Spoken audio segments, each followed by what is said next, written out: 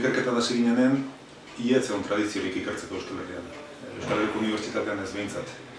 Eta arazo bat izan zen, ulertzea zertzen ikertzea, hastea finantziazioa lortzen, eta gero batez ere arazoa izan zen internazionalizatzea. Niretzako igual zen aldrebes.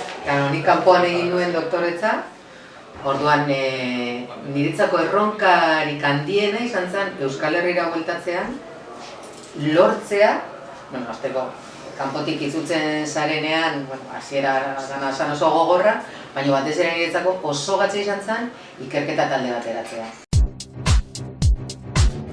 Ikerketa egitera datorren jendeari esaten dio danara lehenengo, izan behar dute ez dakienaren artean eroso dabiltzan pertsonak. Ikertzaile bat ez da pertsona bat jakitea gustatzen zaiona, uste dut nik, baizik eta jakimina daukana. Da bi gauza ezberdin dira. Azken batez da etengabe galderak planteatzen aritzea eta galdera horien erantzunaren atzetik gogor aritzea. Nik uste dut ikerketa azken oso gogorra da, ordu asko sartu behar dira, bizitza nahiko berezia eraman behar izaten da, eta hortarako behar da jakimina behar du ikabe. Nik ez du sekula sinistu jakin-mina konpartamentalizatuta datorrenik. Zu jakin-mina daukan pertsona bazara, jakin-min omniboroa daukazula uste dut.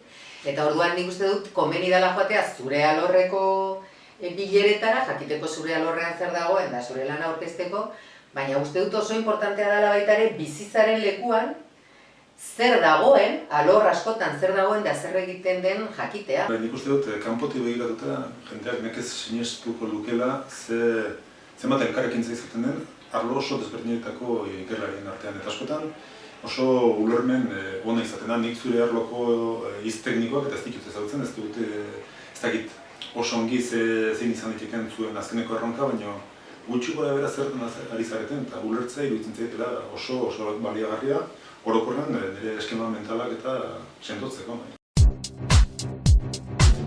Ikerketan kontu oso importantea direla pertsonen arteko harremanak. Ez da bakarrik jakitea eta lana egitea, azkenean da talde lana. Eta talde ez da bakarrik ikerketa taldearena, baizik eta azkenean nazioarteko talde bat gara ikerlari guztiak. Eta askotan arazo bat berri bat daukazunean, hori zu ikertzen, berritik ikertzen hasi baina askoz ere erresago da, dakin batek gana joan, eta dakin horrekin harreman ona baldin daukazu aldez horretik askoz erresago. Horrek ate asko irikitzen dizkitza. Nik uste dut hor hitz klabea elkartea da.